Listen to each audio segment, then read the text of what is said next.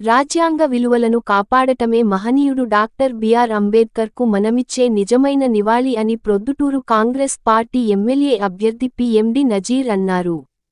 ప్రొద్దుటూరులోని పాత బస్టాండ్ సెంటర్లో అంబేద్కర్ విగ్రహానికి పూలమాలలు వేసి నివాళులు అర్పించారు. ఈ సందర్భంగా నజీర్ మాట్లాడుతూ స్వాతంత్ర్య పోరాట వీరుడిగా, రాజ్యాంగ నిర్మాతగా, భారతదేశానికి తొలి న్యాయశాఖ మంత్రిగా పనిచేసిన అంబేద్కర్ సేవలు మరువలేనివని కొనియాడారు.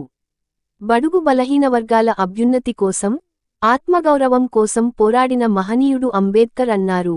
కుల వ్యవస్థ, అస్పృశ్యత నిర్మూలన కోసం పోరాడిన మహనీయుడనికి ఘన నివాళులు అర్పించడం అంటే ఆయన ఆశయాలను ముందుకు తీసుకెళ్లడమన్నారు. బడుగు బలహీన వర్గాల ఆర్థిక అభివృద్ధి కోసం అంబేద్కర్ రాజ్యాంగంలో ఏ హక్కులనైతే పొందుపరచారో బీజేపీ ఆ హక్కులను కాలరాశారని అన్నారు. ఆంధ్రాలో అంబేద్కర్ రాజ్యాంగ పాలన కొనసాగడం లేదని చెప్పారు. అంబేద్కర్ ఏ ఆశయాల కోసం పోరాడారో, ఏ హక్కుల కోసం కృషి చేశారో వాటిని అమలు చేసేందుకు బీజేపీ ప్రభుత్వం కృషి చేయలేదని తెలిపారు. ఈ కార్యక్రమంలో కాంగ్రెస్ నాయకులు జిలానీ బాషా, పాముల బ్రహ్మానందరెడ్డి కార్యకర్తలు పాల్గొన్నారు. డాక్టర్ అంబేద్కర్ జయంతి సందర్భంగా కృషించుకుని భారతదేశ ప్రజలు భారత రాజ్యాంగం డాక్టర్ అంబేద్కర్ గారిని జయంతిని పురస్కరించుకుని ఈరోజు భారతదేశంలో బీజేపీ పాలన ఏ విధంగా ఉందంటే, డాక్టర్ అంబేద్కర్ రాసిన రాజ్యాంగాన్ని దొంగలు తొక్కి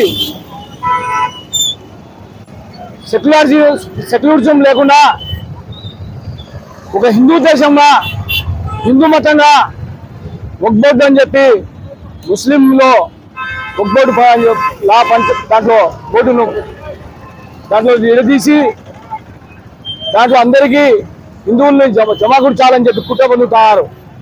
భారతదేశంలో అందరూ కులమతాల అతీతంగా, అందరూ సమానంగా, అందరూ వాళ్ళ హక్కులను, వాళ్ళ కులాలను పూజించుకుంటూ బతికే భారతదేశంలో ఈ ఆర్ఎస్ఎస్ బీజేపీ పార్టీ కులమతాల చిచ్చు పెట్టి విడదీసి భారత రాజ్యాంగాన్ని తొంగలు పెట్టుతున్నారు.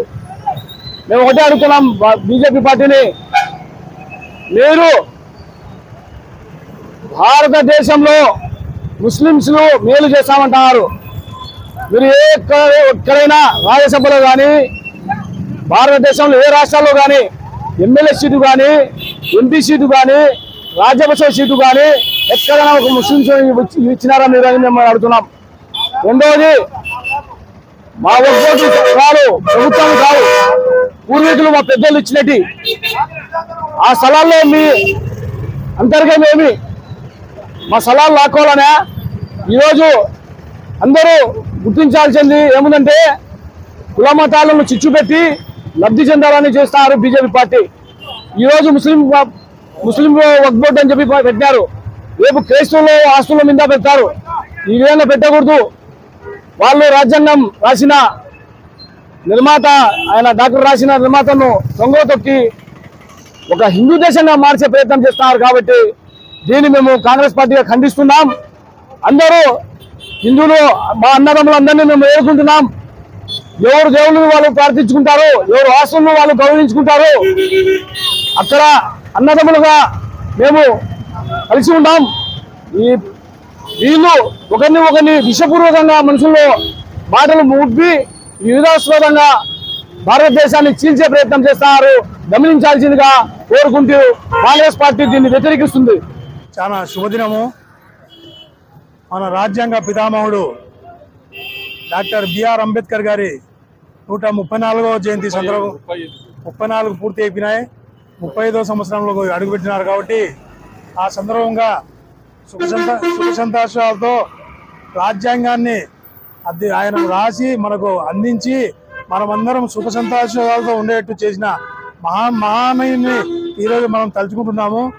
ఆయన రాసే రాజ్యాంగాన్ని నిజంగా చెప్పాలంటే ఈరోజు మనోధర్మంగా మార్చి ఆయన రాసిన రాజ్యాంగాన్ని లేకుండా ఒక రాజరికాన్ని తీసుకురావాలని నేటి ప్రభుత్వం కుట్ర పన్నుతుంది.